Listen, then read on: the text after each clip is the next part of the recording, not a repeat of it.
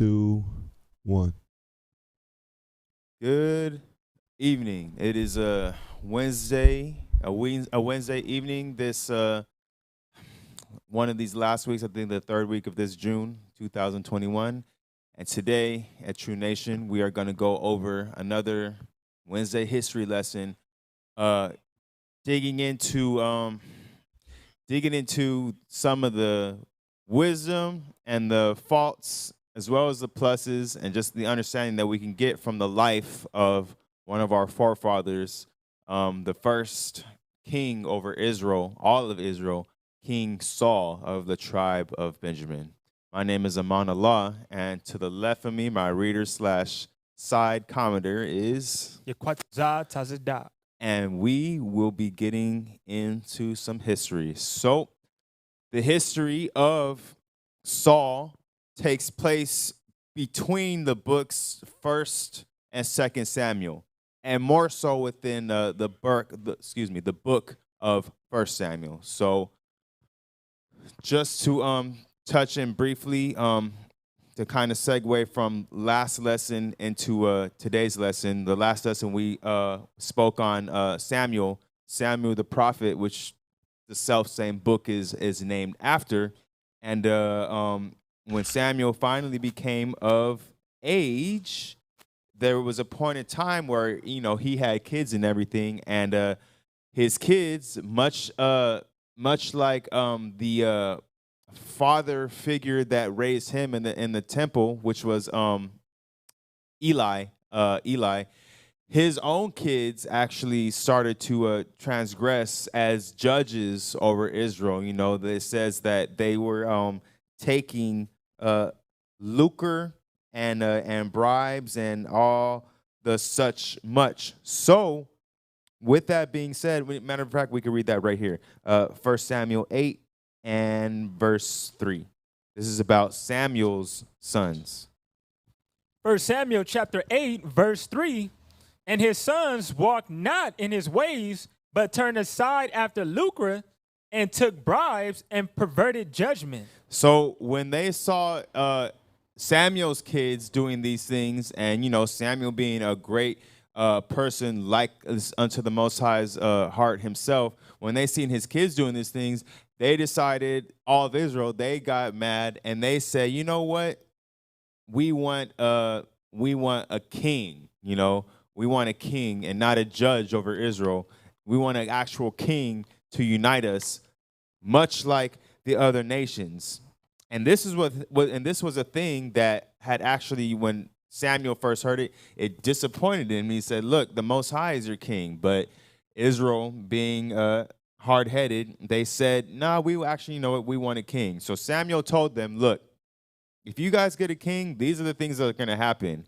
Much like unto the tribe of Levi, where, you have to give your sustenance and stuff like that to the tribe of Levi so that they can take care of themselves. You're going to have to do the same thing, not only with the tribe of Levi, but with whomever is appointed king. You're going to have to hand them over some of your cattle, some of your vineyards, a lot of your handmaids and servants, and just the most, or a piece of your sustenance. You are going to have to hand that over to the king so he can have, his that's basically his provision for being a ruler and leading over you, as well as he would be doing the military aspects and stuff like too. Because what it was each tribe of Israel, they pretty much were leaders on their own rights and came together collectively as the 12 tribes to do war and battle against their enemies. But now it was more so the king and his military that was going to be doing these things. So that's the power that the power of Israel, the people of Israel, entrusted in wanting a king. And it starts off like this. You can start with 1 Samuel chapter 8 and verse 21 through 22. 1 Samuel chapter 8, verse 21. And Samuel heard all the words of the people, and he rehearsed them in the ears of the Lord. And the Lord said to Samuel, hearken unto their voice, and make them a king And Samuel said unto them, and to the men of Israel, go ye every man unto his city. Continue. Chapter 9, verse 1. Now there was a man of Benjamin whose name was Kish, the son of Abiel, the son of Zeror, the son of Bechorath, the son of Aphiah, a Benjamite, a mighty man of power. And he had a son whose name was Saul, a choice young man, and a goodly, and there was not among the children of Israel a goodlier person than he. For his shoulders and upward, he was higher than any of the people. So Saul, when he was first sought out, the Most High seen that Saul was a goodly person. When you read up in that word, that means he was pleasant in his being, both in his handsomeness, his attractiveness, his build. As far as he had that athletic build. He was a big dude. We have some big people here at True Nation. When you see some people like that, you know off the bat, this is going to be a strong-handed person. And that was what the Most High seen first within Saul. And some other aspects as well, too. Some other qualities that he liked, too, as we're going to continue on. So let's actually jump down to when Saul first meets Samuel. Because segueing into it, Saul is now coming to the scene. And we see that Saul is pretty much dealing with his father and his uncle's herd. They have a herd of donkeys. They say asses in the scriptures, and some of them went missing. So he was sent out by his father, Kish, Saul, to go find the donkeys. And while doing so, the Most High had let Samuel know a day before, because Samuel was in connection, like a prayer line, connection line with the Most High like that. And he let Samuel know, look, the man that I'm going to choose to be king over Israel, since that's what Israel wanted, he's going to be coming to you in a day. And when he does come into you, these are the things that I want you to do with him to let him know.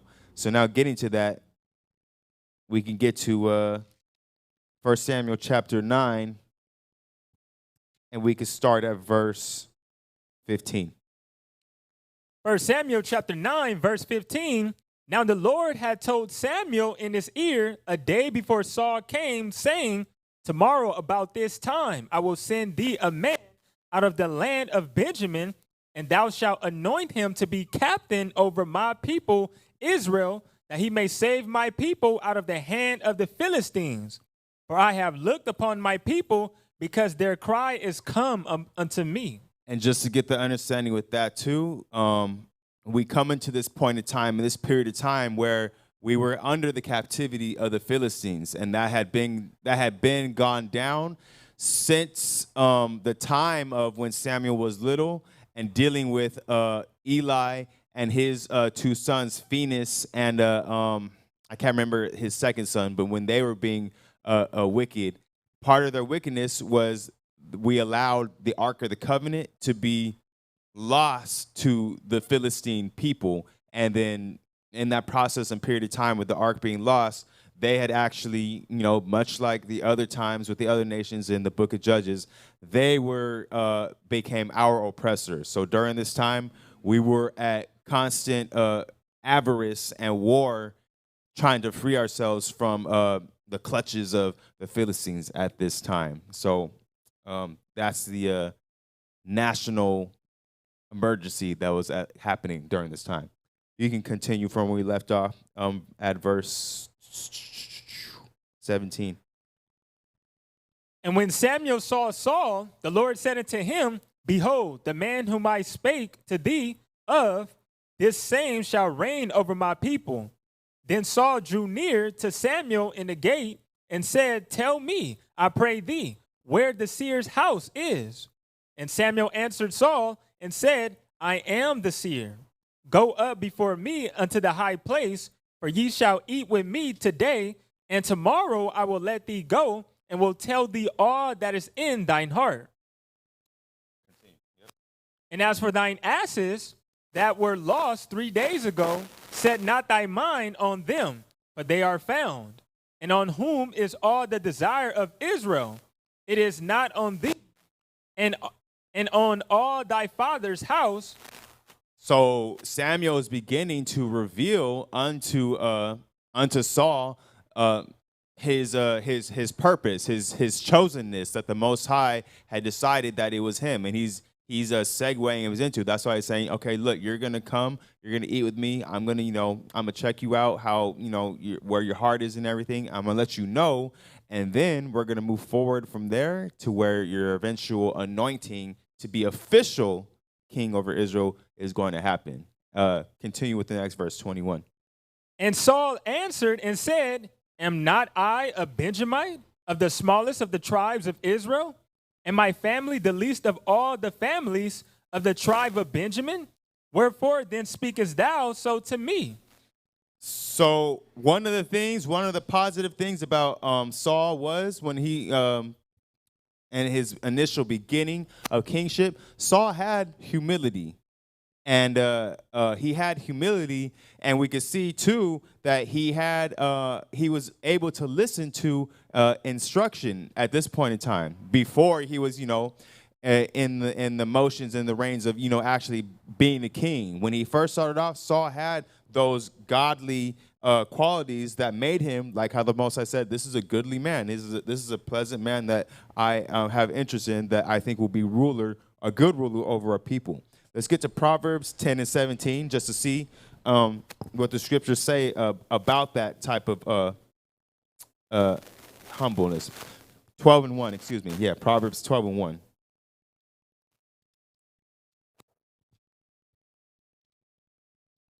Book of Proverbs chapter 12, verse 1, whoso loveth instruction, loveth knowledge, but he that hateth reproof is brutish. So when you love that instruction, you know that you're willing to listen. And again, Saul, he had that in the beginning, as we can see. And importantly too, he had that humility, but we'll continue. So Saul and Samuel, they're together, they're eating, they're introducing themselves at Samuel's dwelling place, his house, for the day and for the night, and eventually it's his time to go. And 1 Samuel 10 and 1, the decision was made. 1 Samuel 10 and 1.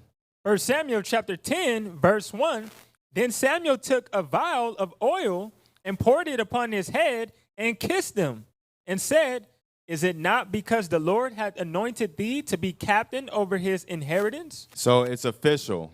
Saul has been anointed, which is in the spirit, in the spirit of things. That's when you're officially, publicly known that the Most High is dealing with you with other people. Because again, he was chosen, but now it became publicly known. So now after Saul's anointing, he goes back home to his uncle and his father, and they ask where he was at, and he lets them know, I went to go find just the donkeys that got lost. But also now too, his uncle Saul leaves out some of the information. He leaves out some of that information that Samuel spoke with him. We can read that right now. 1 Samuel 10, 14 through 16. 1 Samuel chapter 10, verse 14, and Saul's uncle said unto him and to his servant, whither went ye? And he said, to seek the asses. And when he saw that they were nowhere, we came to Samuel. And Saul's uncle said, tell me, I pray thee, what Samuel said unto you. And Saul said unto his uncle, he told us plainly that the asses were found. But of the matter of the kingdom, wherefore Samuel spake, he told him not. All right, so that's something to take into consideration. Saul did not mention everything that was told to him by Samuel. And that wasn't by instruction by Samuel. That wasn't by instruction by anyone else. That was just something that Saul decided not to do.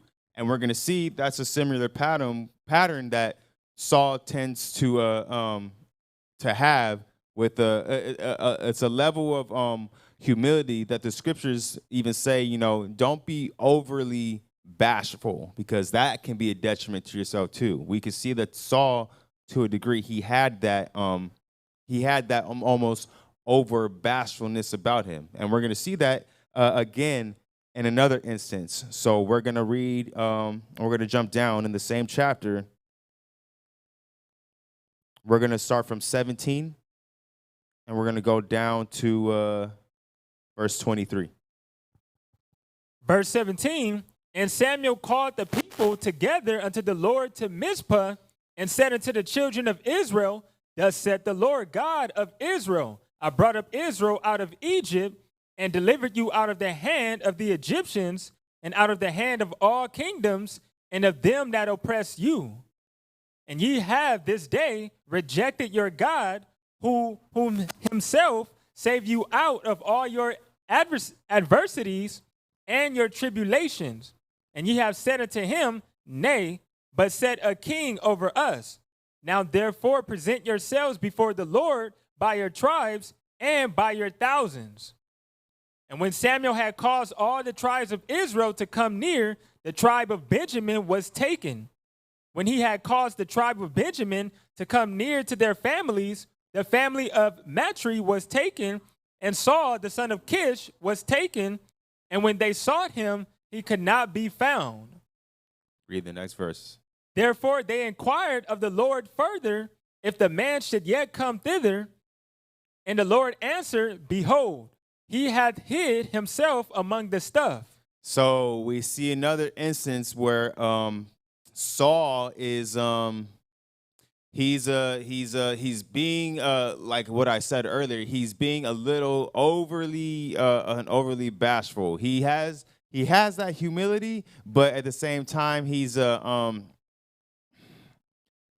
I don't think there's any other word to say than what the scriptures say themselves too. He's being a little overly bashful. Now he's almost being timid. He's being timid in a sense, which is an imbalance, of humility. That might be, if it could be a thing, that might be too humble. And we see now that Saul has some of those traits about him too, and that's not exactly something positive. You want to have some of that authority as well too. But we're going to see, where Saul deals with that later on in his life during his kingship as well too. But that's something that to notice. So he hid himself. The Most High said he did hide himself, and you can read on from the next verse. Verse 23, and they ran and fetched him thence, and when he stood among the people, he was higher than any of the people from the shoulders and upward. And Samuel said to all the people, See ye him whom the Lord had chosen, that there is none like him among all the people. And all the people saluted and said, God save the king. So this is Saul's official coronation. He's he was a tall Jake. He was a tall Benjamite Jake, and he's officially presented by Samuel to all the people. And they say, God save the king. That's what they wanted. Moving and skipping forward, I'm going to pretty much summarize chapter 11. There was an instance right after this coronation of Saul with some Ammonites and a leader named Nahash. And he was pretty much, along with the Philistines that Israel and we were already dealing with, some Ammonites came up against us, and pretty much they made a request saying, Israel made a request saying, look, let's make a covenant. Let's make a covenant. We can do it in peace amongst each other. We have a lot on our hands already. We're not really trying to go towards you. And the response of these Ammonites was, look, we'll make peace with you if each one of you Israelites strikes out your right eye. So Israel's like, let's get back to you, and they went and told all the rest of the tribes of Israel. And when that got to Samuel, the Spirit of the Lord came upon him, and he was angry for such stipulations that had to be made when Israel was trying to just make a peaceable covenant with these heathens, not trying to get into it with them, but they wanted to take advantage more. So the Spirit of the Lord came upon Saul, And he hacked up some cows as a sign to be like, well, he hacked up the cows and then he sent them across all the other tribes of Israel. And he said, God do so much to all those who do not come up to fight against these Ammonites that made this type of disrespectful request in the covenant. If they don't come up and fight against a fight for us to against them that disrespected all Israel. So with that spirit of the Lord upon Saul, those Israelites that needed to be in the war, they got afraid, and they did actually, rather than make that covenant with the Nahash the Ammonite, they went to battle with him. So that's just to summarize that aspect in Saul's kingship. So he did at one point in time, he had that man of war spirit and mentality, and he was greatly defensive. He was very greatly defensive of the people of Israel. And we're going to see all throughout that really Saul had a really great and genuine love for Israel in general. But as the story continues, we are going to find out. So,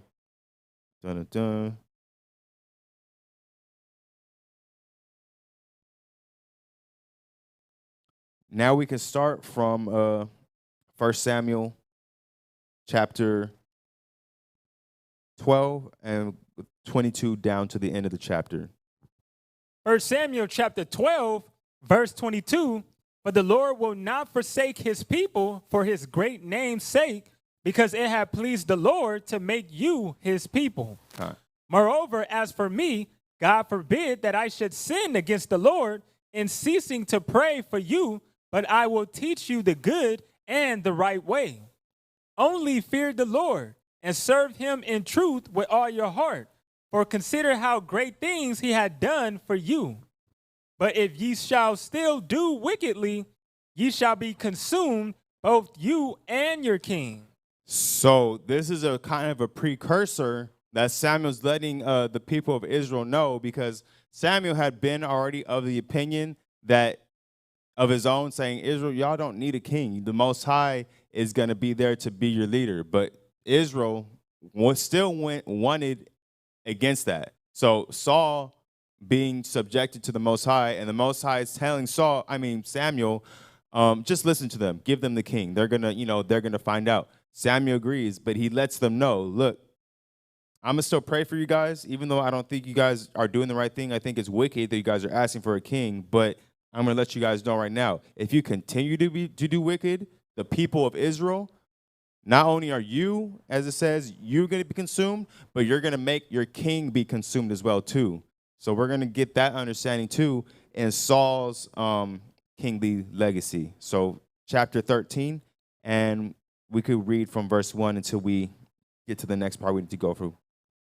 1 Samuel chapter 13, verse 1, Saul reigned 1 year, and when he had reigned 2 years over Israel, Saul chose him 3,000 men of Israel, whereof 2,000 were with Saul in Michmash and in Mount Bethel, and 1,000 were with Jonathan in Gibeah of Benjamin, and the rest of the people he sent every man to his tent. And Jonathan smote the garrison of the Philistines that was in Gibeah, and the Philistines heard of it. And Saul blew the trumpet throughout all the land, saying, let the Hebrews hear. So at this point in time, Saul is established. Everyone and the people still agree that he has made them their king. Saul's got an army going. They're currently fighting the Philistines. So Saul's been in kingship for over a year now. And now we have this that comes up. We could jump down to verse 8. Pretty much, basically what happened was there was a battle, and some of the people of Israel got scattered around in this particular battle with the Philistines at this point in time. And Samuel had an instruction to wait for what he needed to do next, but he was given instruction what was going to do as soon as Samuel appeared. He had an instruction from Samuel of what his next move would be, but this is what Saul decided to do. Start from verse 8. Verse 8, And he tarried 7 days according to the set time that Samuel had appointed. But Samuel came not to Gilgal, and the people were scattered from him. And Saul said, bring hither a burnt offering to me and peace offerings. And he offered the burnt offering. And it came to pass that as soon as he had made an end of offering the burnt offering, behold, Samuel came, and Saul went out to meet him, that he might salute him. And Samuel said, what hast thou done? And Saul said, because I saw that the people were scattered from me, and that thou camest not within the days appointed, and that the Philistines gathered themselves together to Michmash. Therefore said I, the Philistines will come down now upon me to Gilgal, and I have not made supplication unto the Lord. I forced myself therefore and offered a burnt offering. So, again, Samuel is asking Saul, why didn't you wait for me like I instructed you? And that actually, we go back to 1 Samuel chapter 10 and verse 8. Saul was already instructed way back at this point in time that he would come to Gilgal. Read 10 and verse 8.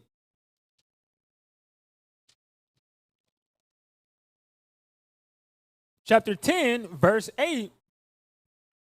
And thou shalt go down before me to Gilgal, and behold, I will come down unto thee to offer burnt offerings and to sacrifices of peace offerings.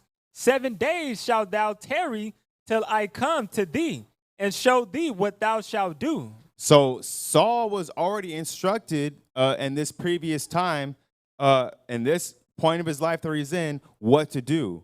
Unfortunately, what happened with Saul was he said, look, the people, the people were scattered. They were scared. They were scattered away from me. I couldn't get them and gather them together on my own accord. And the Philistines were, gathered around us. So Saul in panic of where the people were at, because the people were pretty much giving Saul a hard time. And this is very similar to the instance with Aaron making the golden earrings for all of Israel, because Moses was gone for 40 days and 40 nights. And Aaron did a similar thing. These people were wild, and they were starting to get rowdy. They were starting to get unfaithful, and they said, "Look, we need to do such and such as this. We want a golden calf and such as that." And Aaron's like, "Look, nah, we can't do this." But then they were ready to stone and kill Aaron, and Aaron just succumbed to the will of the people. Saul did pretty much the same thing. Saul did the same thing, seeing that the people were, again, scattered from him. They were tripping out, and the Philistines made it even worse. So he said, you know what? I'm just going to do what Samuel instructed me to do, but earlier than on time, because he was supposed to make that burnt offering with Samuel there.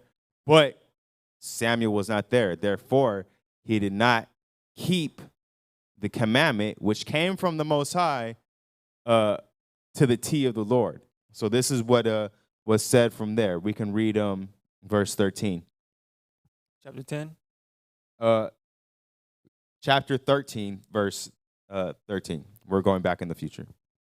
1 Samuel chapter 13, verse 13. And Samuel said to Saul, thou hast done foolishly, that thou hast not kept the commandment of the Lord thy God, which he commanded thee. For now would the Lord have established thy kingdom upon Israel forever. But now thy kingdom shall not continue. The Lord has sought him a man after his own heart, and the Lord had commanded him to be captain over his people, because thou hast not kept that which the Lord commanded thee. We can get Proverbs 10 and 17 just to get some more understanding of that situation. So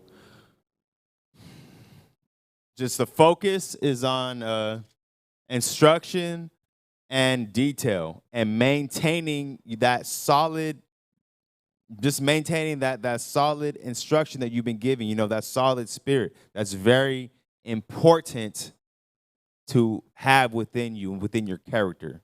You got for Proverbs 10 and 17?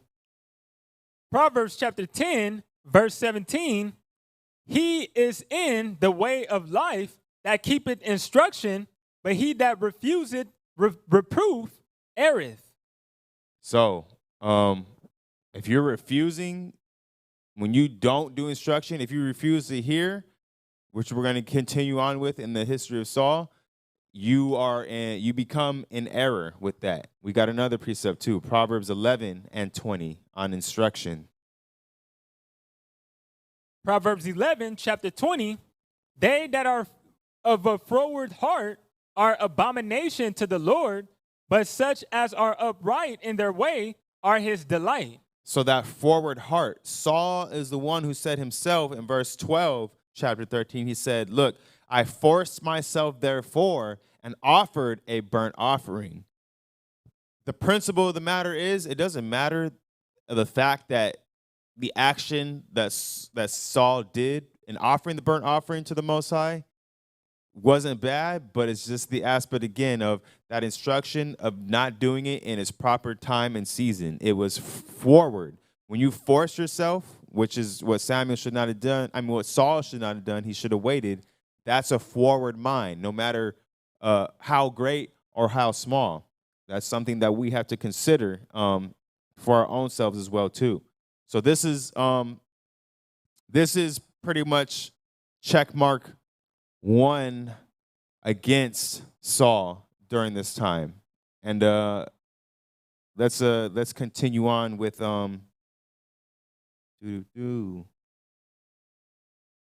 let's continue on. We're gonna get into verse 14 with a little bit with his son. So some more instances happened. They did continue to go to battle. Saul was still a king at this time, but Samuel again had let Saul know already at this point in time, your kingdom's not going to continue. I'm going to seek after a man after mine own heart.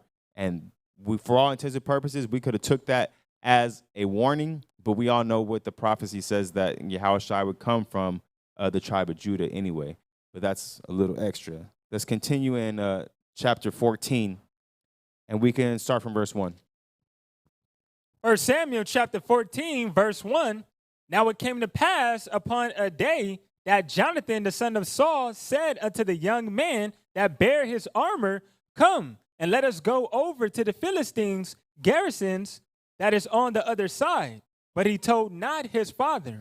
So Saul's son, being not even just any small thing, Saul's son Jonathan was a very skilled military leader within Saul's army, and his actions, what he's about to do, shows and proves that. We're not going to read into all of it, but I'm going to summarize it as this: Jonathan, Saul's son, and his armor bearer, which is somewhat of his subservient, almost like you have private, lieutenant, and captain. So his subordinate, two of them went to go fight a garrison of Philistines. And that's pretty much, as the scriptures say, it was about 20. It was 20 against 2. 2 Israelites against 20 Philistines. And the thing that was special about this is that Jonathan had a go. Jonathan had a go sign from the Most High himself to do this. We can read that right now in their discussion right here. Start from verse 7 in chapter 14. Verse 7, and his armor bearer said unto him, do all that is in thine heart. Turn thee, behold, I am with thee, according to thy heart. Then said Jonathan, behold, we will pass over these men, and we will discover ourselves unto them. If they say thus unto us, tarry until we come to you, then we will stand still in our place and will not go up unto them. But if they say thus, come up unto us, then we will go up. For the Lord had delivered them into our hand, and this shall be a sign unto us. So bam, right there. Jonathan is already using and interpreting signs from the Most High in order to see whether or not the actions that he wanted to do are things that he should do. And from there on, it actually turns out that between the two options that Jonathan said that would possibly happen, it was actually the second option that the Philistines said, yeah, come up here, which Jonathan knew would be a sign as proof that the Most High said, okay, yeah, the Most High is going to be with us to do this. Because if it wasn't for the Most High with Jonathan and his armor bearer to go fight this garrison of Philistines, it wouldn't have worked. And that's why he said, you know what, if the Most High is not with us and they come down to us, we're not going to do nothing. We're just going to, we're going to drop the whole idea. But it was a good idea, and the Most High was with that idea. And that's important to understand and know when we go forward from here. So the Most High intentionally was with Jonathan when he did this. So, long story short, they did win.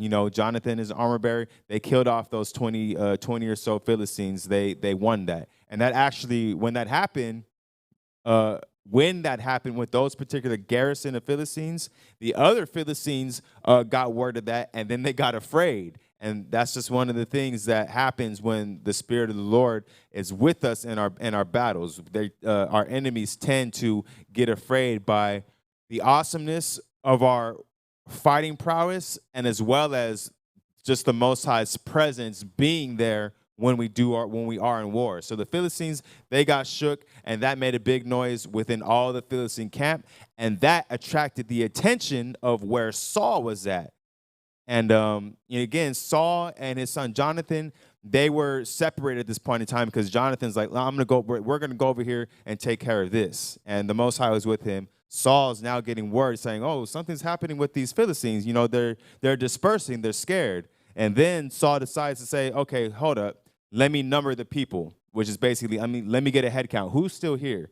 And he finds out that with that head count, that Jonathan is not there or his armor bearer because they were the ones that actually did that. So now that becomes known within the home base camp with Saul and his army being like, oh, okay, Jonathan and the armor bearer, they did their thing. They took out a garrison of Philistines, and that scared the rest of the Philistines. So that was something that was known. But now we can jump down to within that scene, within that story, to verse 24. So it's already understood and known that within the camp of Israel that Jonathan did that. So verse 24. Verse 24, and the men of Israel were distressed that day, for Saul had adjured the people, saying, cursed be the man that eateth any food until evening, that I may be avenged on my enemies. So none of the people tasted any food. And all they of the land came to a wood, and there was honey upon the ground. And when the people were come into the wood, behold, the honey dropped, but no man put his hand to his mouth, for the people feared the oath.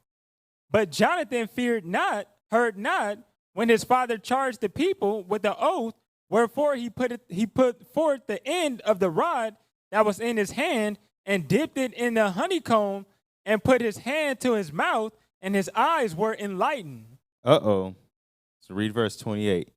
Then answered one of the people and said, thy father straitly charged the people with an oath, saying, cursed be the man that eateth any food this day. And the people were faint. Then said Jonathan, my father had troubled the land. See, I pray you, how mine eyes have been enlightened, because I tasted a little of this honey. How much more, if happily the people had eaten freely today of the spoil of their enemies, which they found, for had there not been now a much greater slaughter among the Philistines. So to summarize, Jonathan of all the people was the only one that didn't keep the oath and the word of the king. And the king's oath and the oaths that you make to your kings and the king's word in every society has always been a big thing, has always been an important thing, has always been essentially a life or a death sentence type thing, to break the word or the oath of the king. Now, whether the oath of that king was righteous, unrighteous, or over righteous is up to, that's up to really the judgment of the Most High. But for all intents and purposes, Jonathan, his own son, he did break Saul's oath. He did break the oath because he wasn't there. He wasn't there to hear it. Again, Jonathan was the one with his armor bearer. When Saul had made that oath that same day earlier, Jonathan was already out and about and did what he needed to do with the help of the Most High to get rid of the garrison of Philistines, which actually got rid of a number of other Philistines as well too. So that was what he did. And when he came back, they continued on, as a military unit. That's what military units do. They fight one battle or fight one war. They continue on and waiting for, expecting the next one. And that was what was going on. So now, him being hungry, and even the rest of the people being hungry, but the people are telling Jonathan, you weren't supposed to eat. Your father literally just said we took an oath. We're not going to eat any food as a supplication to the Most High in the eyes of Saul, that he can, overcome his enemies. And Jonathan even straight up tells himself too, well, he basically says that's made a huge distress within the military and the army itself. We should have been eating because we've been fighting all day. And as we read down, there was another battle that happened with some more Philistines, and then they had cattle and stuff like that.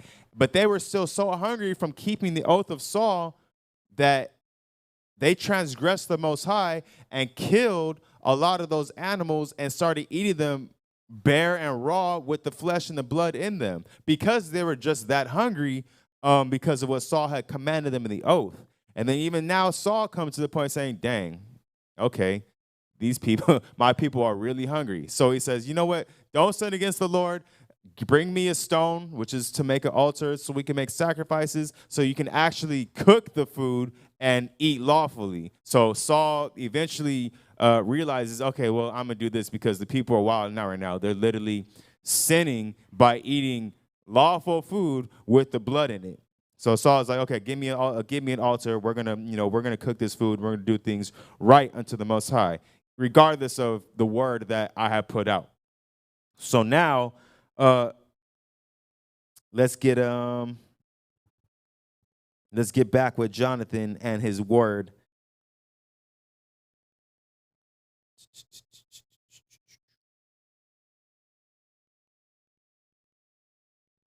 Let's get verse 36 and down.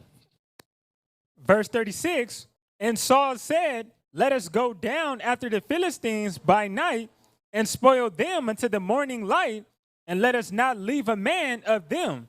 And they said, do whatsoever seemeth good unto thee. Then said the priest, let us draw near hither unto God. And Saul asked counsel of God, shall I go down after the Philistines? Wilt thou deliver them into the hand of Israel? But he answered him not that day. And Saul said, draw ye near hither, all the chief of the people, and know and see wherein this sin had been this day. So Saul is getting a little paranoid. He's saying, okay, obviously if the Lord, the Most High, is not speaking to me, there must be some type of sin in the camp. And let alone, Saul's not even thinking about literally what just happened by his oath, by making the people, his army, fast. And now they had, went desperate and ate flesh with the blood in it raw. He's not even thinking about that. He's thinking about something else. So continue on. For as the Lord liveth, which saveth Israel, though it be in Jonathan my son, he shall surely die. But there was not a man among all the people that answered him. Then said he unto all Israel, be ye on one side, and I and Jonathan my son will be on the other side. And the people said unto Saul, do what seemeth good unto thee. Therefore Saul said unto the Lord God of Israel, give a perfect lot. And Saul and Jonathan were taken, but the people escaped. And Saul said, cast lots between me and Jonathan my son, and Jonathan was taken. Then Saul said to Jonathan, tell me what thou hast done. And Jonathan told him and said, I did but taste a little honey with the end of the rod that was in my hand, and lo, I must die. And Saul answered, God do so, and more also, for thou shalt surely die, Jonathan. So what happened right now was, again, Saul asked, he asked amongst the Most High and the people, he said, look, okay, let's find out the sin that was in this camp. And we all know that Saul's leadership ability at that point in time was one of the reasons why the people of Israel sinned regardless by eating the blood with the flesh, and then which he tried to amend by, making an altar so that they could eat. But now the Saul recognizing that self with himself, and then also knowing that Jonathan transgressed his oath by saying, by eating the honey. So Saul's like, okay, look, we're going to cast lots. Either it was your sin, he's like, either it was your sin, Jonathan, or it was my sin. And the lot was against Jonathan. So now Saul's saying, okay, well, look, we cast a lot, so it's obviously in the will of the Most High, which it wasn't necessarily. So he's saying, Jonathan, though you're my son, you need to die because the Most High is not dealing with us right now. But this is what Jonathan, his son, had to say, and what the people had to say with that as well. So continue on.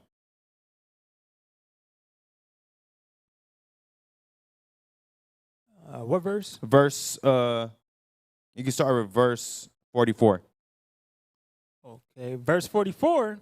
And Saul answered, God do so, and more also, for thou shalt surely die, Jonathan. And the people said unto Saul, shall Jonathan die, who hath wrought this great salvation in Israel? God forbid. As the Lord liveth, there shall not one hair of his head fall to the ground, for he hath wrought with God this day. So the people rescued Jonathan, that he died not. Then Saul went up from following the Philistines, and the Philistines went on their own place. Okay, so the end result was Jonathan actually was spared, because this is the thing to understand. Saul's punishment was unreasonable. Saul's punishment that he intended to do for his son, even though it was transgressing the word of the king, at the end of the day, we know the Most High is above the king, and it was judged to be unreasonable and overruled, because who was it that was with Jonathan to even fight the garrison of the Philistines in the first place? The Most High was with him, and it was understood and known by the people that the Most High was with him. So why would the Most High be with Jonathan to fight this garrison of people, and then to come unknowing of the oath to eat the honey, but then still have to suffer death just because he transgressed the king's word without the knowledge? And again, even so, when the Most High was actually with Jonathan in that moment, it's unreasonable. But that wasn't something that Saul understood in his now, as we're going to get into it, his waning perception and understanding of the Spirit of the Lord being with him. And we've seen right now that the Most High wasn't answering Saul just then. So he was trying to figure out, how can I get right? So he was thinking he had to kill his own son, but that was unreasonable. And you see another similar instance with that too in Mark 2:23 through 28, with Yahushua